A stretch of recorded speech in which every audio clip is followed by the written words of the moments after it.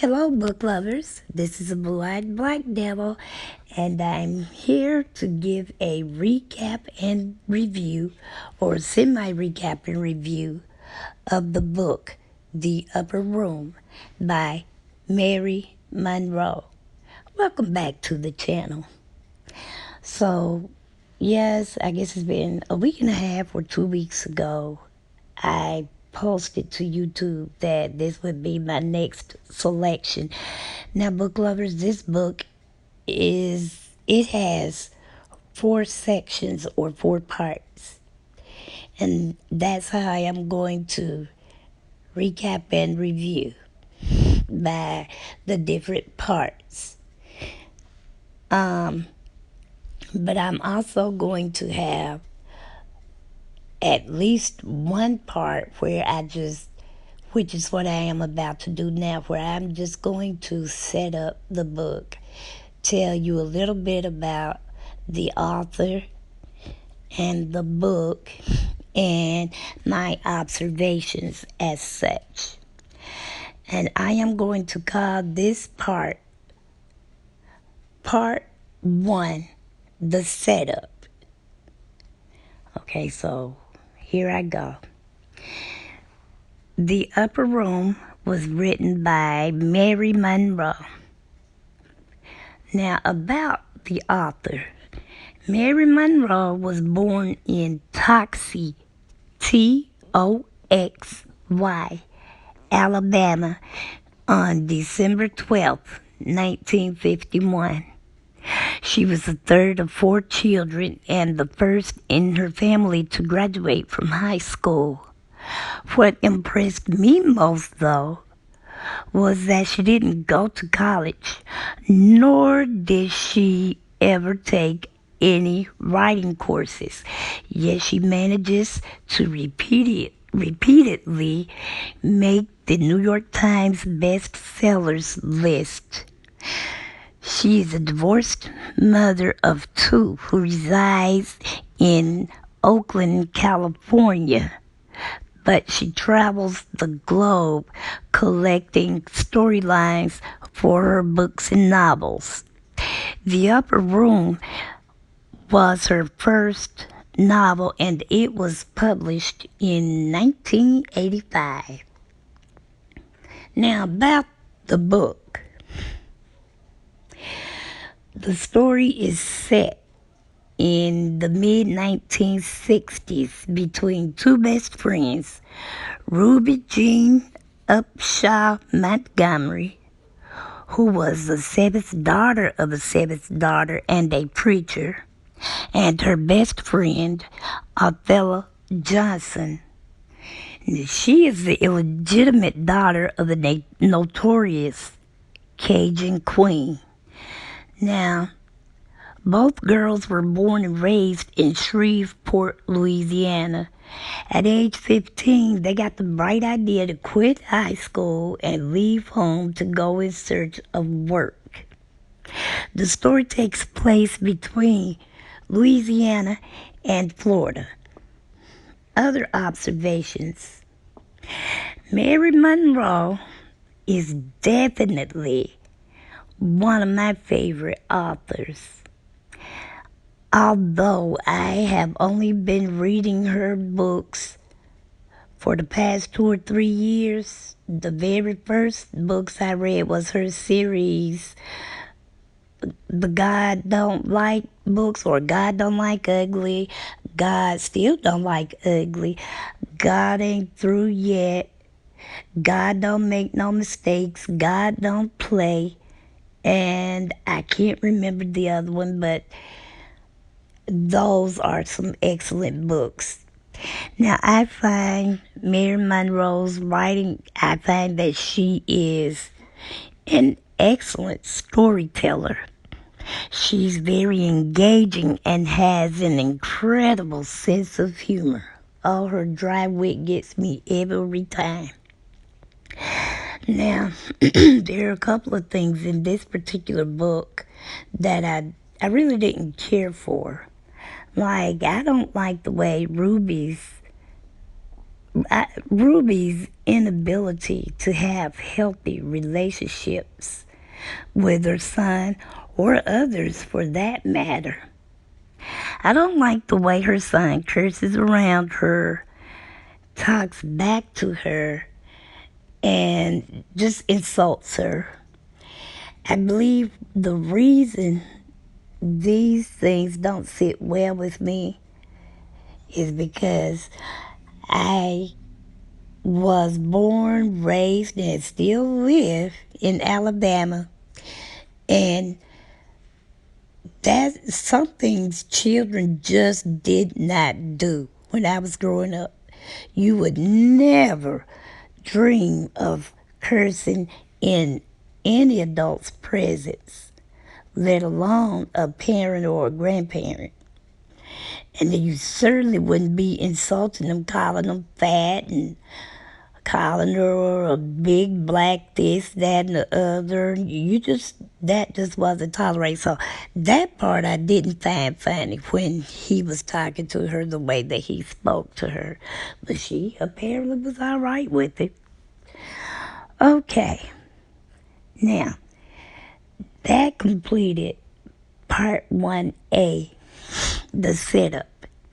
Now we're going to move on to part 1B, which is the actual chapters. This is chapters 1 through 11.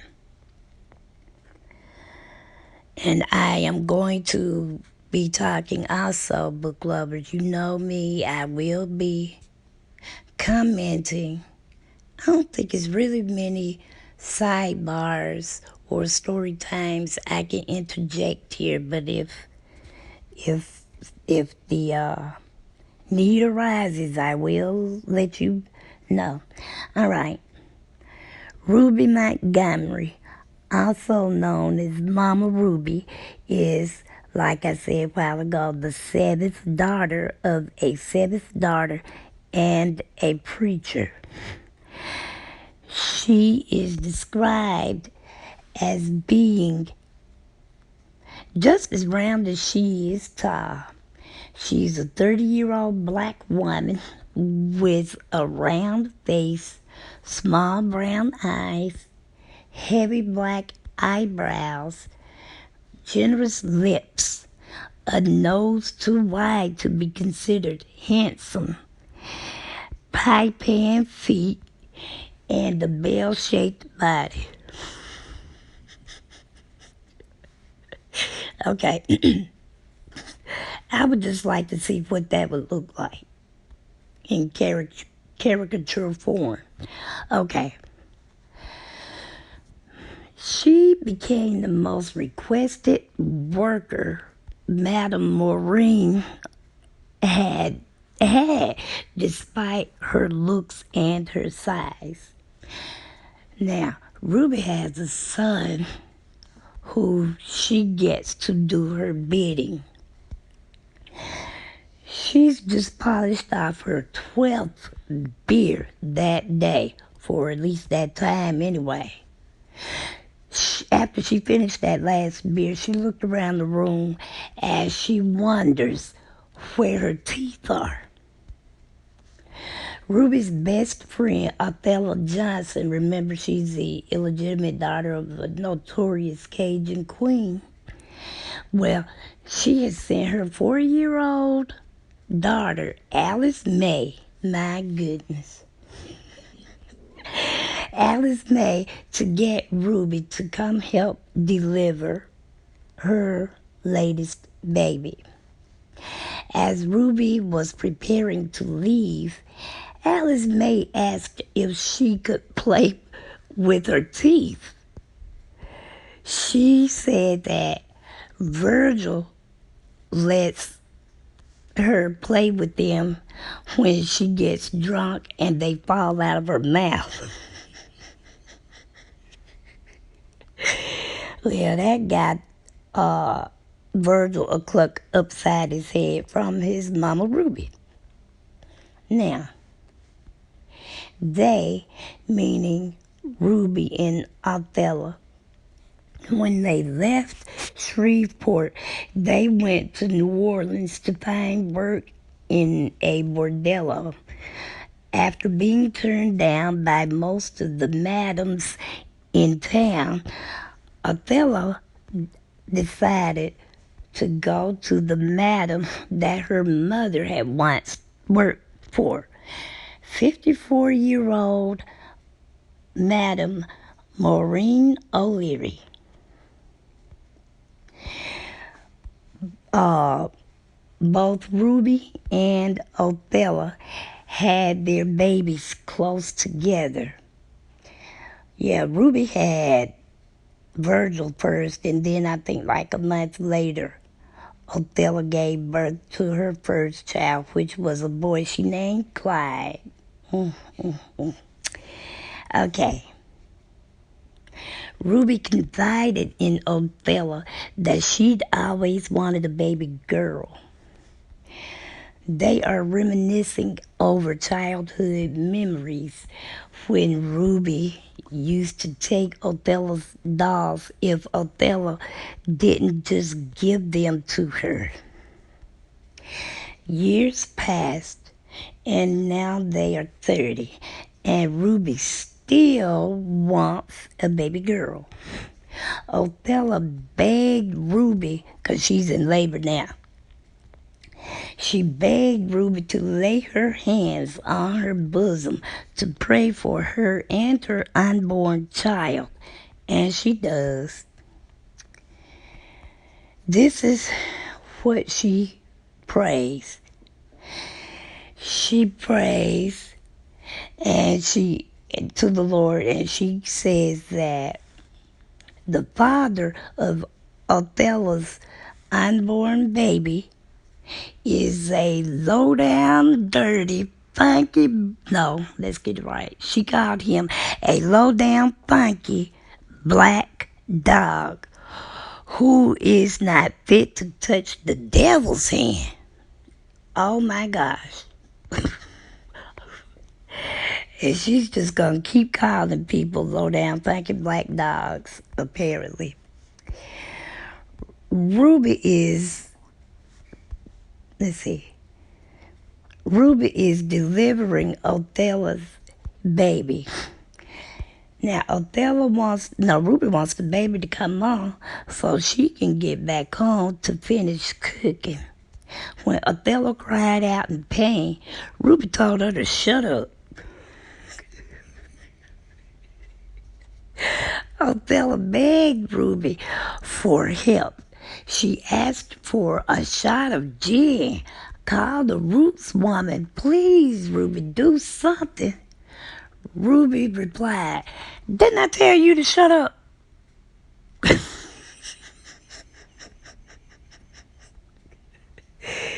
Oh, gosh.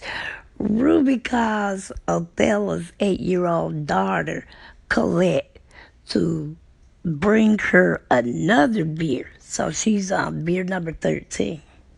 Othello cried out in pain, but this time I guess some spit hit Ruby, 'cause she did say, "Damn, Colette, bring me a spittoon."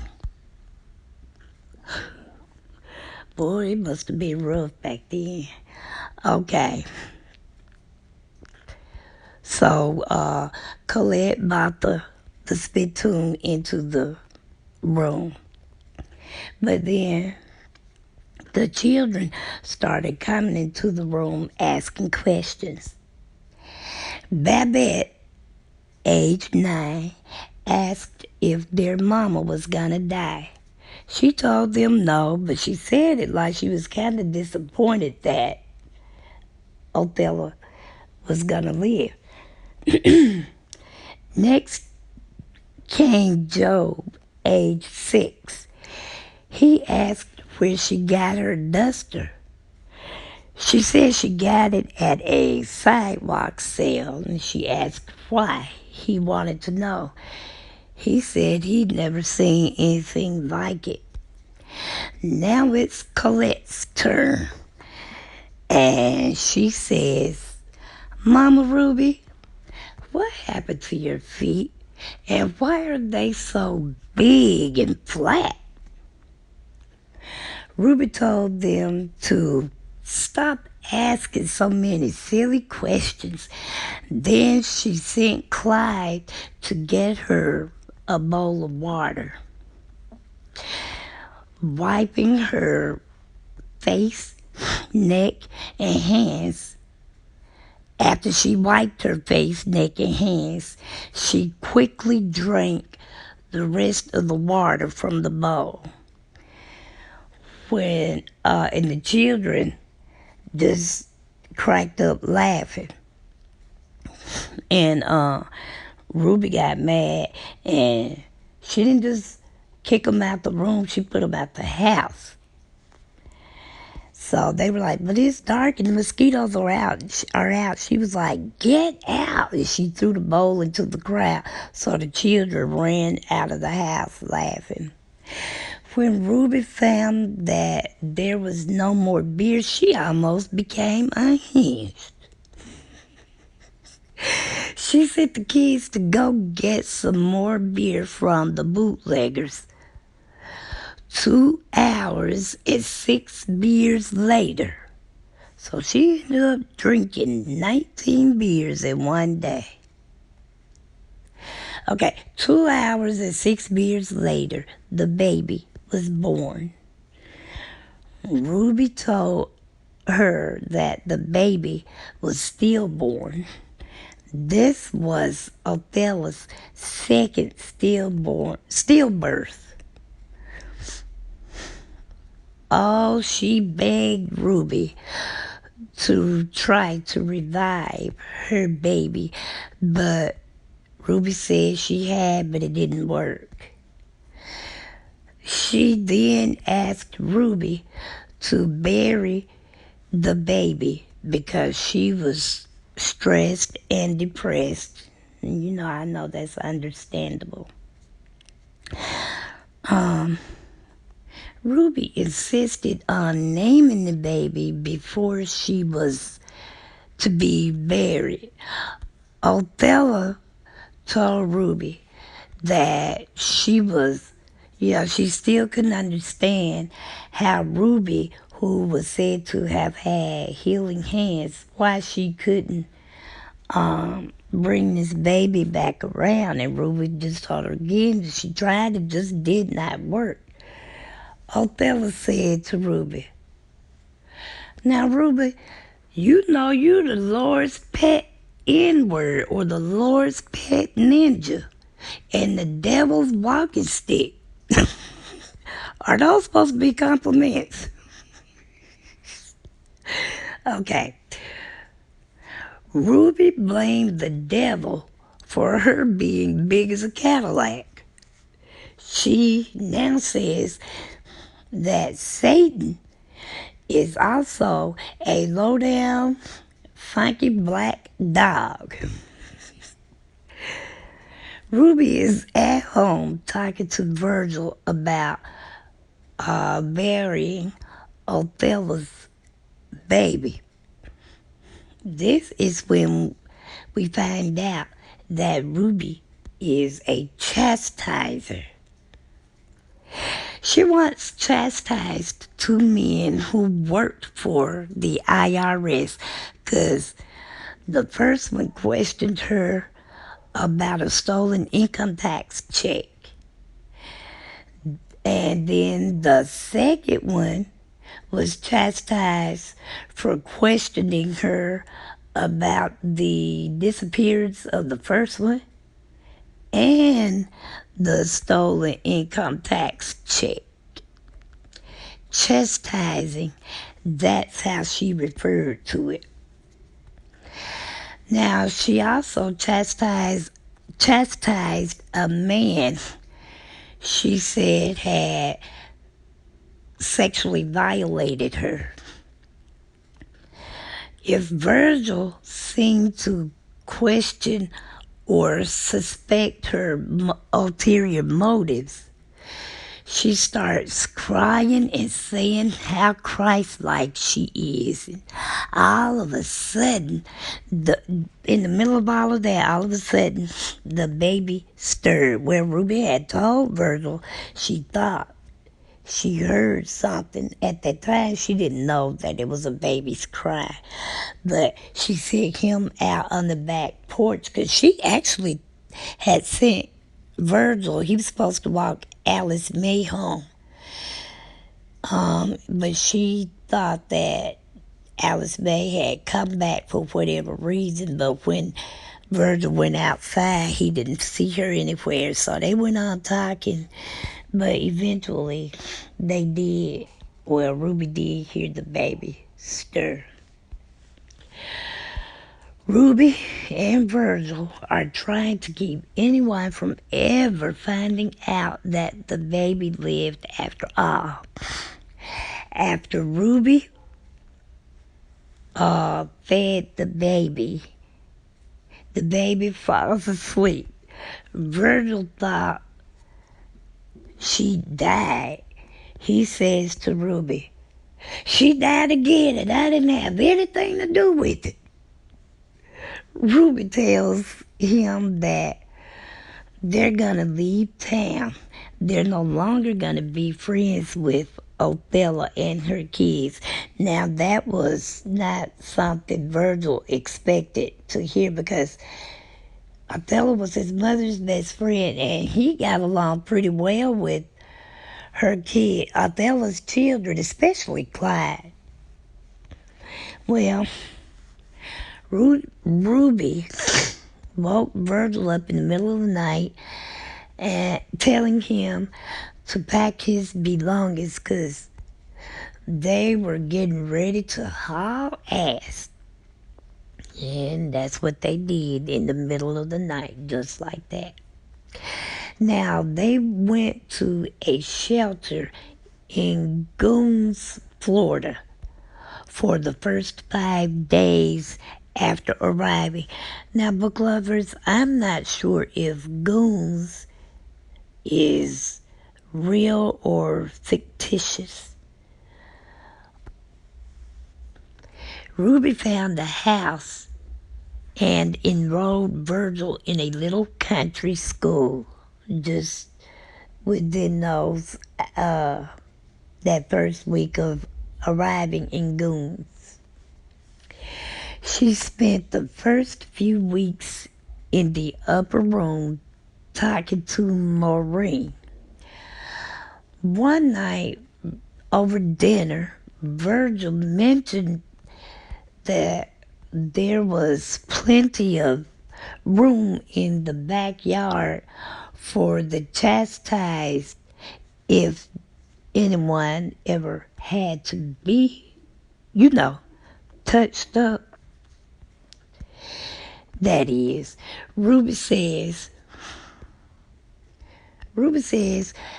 she wants to fertilize her backyard so she can grow her some cabbage. Now, this is one of the times I didn't like. Virgil was like, well, yeah, all we need is to find one fat person, somebody about your size, Mama Ruby, and we don't have to chastise that one person, and they would be able to take over the whole, they would fertilize the whole yard. She asked him what he had told the folks at school, and he said nothing. She then told him what he should say if anybody asked. He should say that her husband got carried off by a rich woman from up north. His name was Booker T. Montgomery. He took off before Maureen was born. The low-down, funky black dog mortgaged their house right out from under them. Virgil Virgil told her, he was like, Mama Ruby, um, Othello already told me that you killed your husband, my daddy. She already told me that. Virgil told her he didn't want to dig holes. Wait, hold on. Yeah, he didn't want to dig holes anymore. Ruby said, boy, ain't you learned anything from being my child? Because, see, there's a cemetery next to the house they're living in. And he just thought if anybody had to be chastised, they could go over to the cemetery. But Ruby said, nope. If you got to be chastised, you will be buried in her backyard for fertilizer.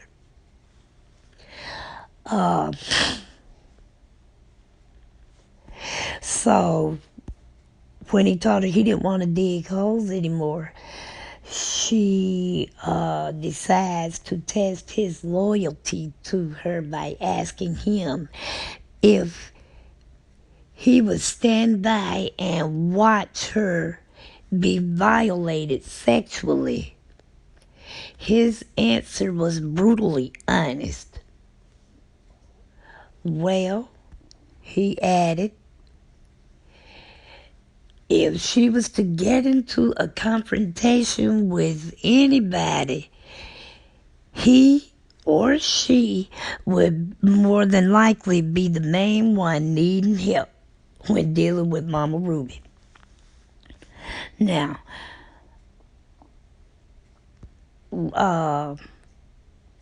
one night, Virgil comes home and he tells Mama Ruby that she was spending too much time in that house with Maureen. She needed to get out and make some friends. So she took him up on his suggestion and she goes and she meets the neighbors, Willie and Camille Boatwright. Now, Camille just tells Ruby that, she notices that Ruby doesn't really associate with a lot of people. But now part of it could have been because Ruby didn't know anyone. But Camille said, well, I noticed that you don't ever go anywhere, you won't let anybody keep the children. And she said, no, I'm not going to just have my babies, just out here unattended to. Camille says, well, Virgil is not a baby, and I could watch both of them if you ever decided you wanted to get out and kick your heels up and get to know somebody. So, per Camille's urging, Ruby did start going out, making more new friends. She even started dating and bootlegging as well. Hold on, guys. This is when she started, meeting other people. This is when she met. Okay, I'm all confused. I just told you she met the Boatwrights, and she's going out meeting people, and that's all fine, well, and good. All right, now, one night, Ruby had, like I said, she had started dating, and she had gotten a record player installed into her little bootlegging operation, and turned it into like a juke joint, I guess. But now Willie Boatwright had encouraged her to just, he sold her some watered down liquor that he had shipped from Key Largo. Now, one night, what had happened? How did this happen? Okay, guys, I am all confused and I am oh so sorry. Let me go back up here. Please forgive my repeating myself, but Virgil told Ruby she needed to get out and make friends, and she took him up on his suggestion. This is when she met the Boatwrights, Willie and Camille. Willie was a bootlegger. They have 5 sons, 4 of which are in prison. They have an infant baby boy named Bobby. I guess that's the only reason why he's not in prison. At Camille's urging, Ruby began dating and bootlegging as well. Boatwright encouraged her bootlegging and supplied her with watered down beer. Now, this is what I was trying to get to. All this stumbling and bumbling. But now one night, she was attacked by a disgruntled customer who figured out that the beer he paid good money for had been watered down. He ruined Ruby's false teeth when he slapped her in the face. She slammed, excuse me guys, she slammed him again and again into the wall until she had chastised him. She then ordered Boatwright to clean up the mess. Meanwhile, she disposed of the chastisee. Then she came in and said, "Ain't nobody seen nothing." And nobody said nothing.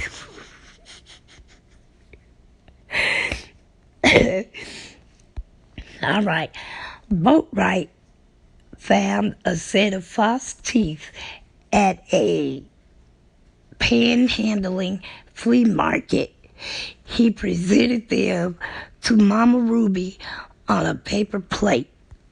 She was so proud of those false teeth that she didn't wear them for 2 days. She said, "Boatwright, I could kiss you all over."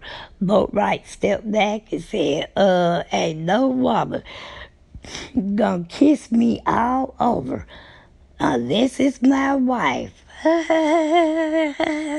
You so funny, Boatwright. I don't think Boatwright realized at the time, although they knew she had chastised that man. Boatwright still, I think he was kind of scared to believe that he might have known someone capable of all of this. All right. A week before Christmas, Camille had a massive stroke and died. This caused Ruby to be greatly depressed. She reverted back to sitting in the house all day with Maureen.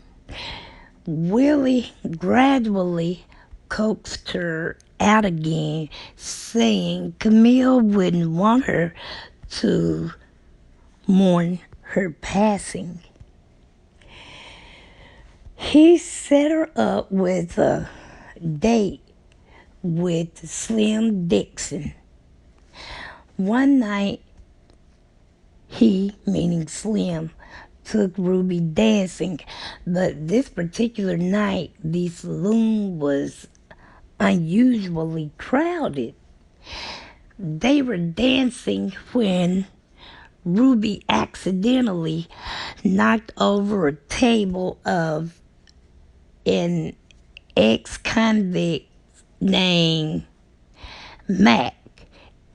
He called her a big black cow. When he said that, guys, The whole room went silent as the crowd scattered. Even Slim, Ruby's date, took refuge behind the bar. Slowly, calmly, she began approaching Mac. She told him that one other man had called her that, and one other man had called him that, and she dealt with him. She said, he's there till this very day. Well, oh, excuse me, guys. I don't know. All right. With all eyes on Ruby, one woman whispered to another lady, that man's gonna chastise her. The lady said, that ain't no regular lady. That ain't no regular lady. That's Mama Ruby. Mac called her, meaning Ruby, and Ruby's mother, big black cows. He fired his gun, and everyone screamed and scattered. Everyone but Ruby. She snatched his arm completely out of the socket. Slim stayed with her that night to make sure no harm would come to her. I don't think she was the one that needed protecting. Now, Ruby is very sick in bed. Her kids know something is wrong because it wasn't like her to stay in bed all day. She removed a bullet using a butcher's knife and her fingernails. She reassured them that she was okay. She prided herself on being a doctor of sorts. And she proudly exclaimed, well, somewhere in this world, there is a one-armed dead man. All right, this concludes part 1, chapters 1 through 11. Now, aside from my stumbling and repeating myself, what do you think about this book? What do you think about Mama Ruby? Is she not a character, or is she not a character? What do you think about Virgil? I would like to believe that he loves Mama Ruby, but he just had a weird way of showing it to me. What do you think about baby Irene, and how long do you think this is going to go on, that Maureen, is going to not question, her whereabouts or her father or how she ended up with them, or if that's really her mother? Let's see, what else? What do you think about old Slim hiding when the going looked like it had gotten a bit tough? So let's just get down there in the comment section so we can discuss what's going on thus far. And part 2, chapters, I think it's 12 through 33. I won't say when I'll have it up, but hopefully it'll be, by the end of the week.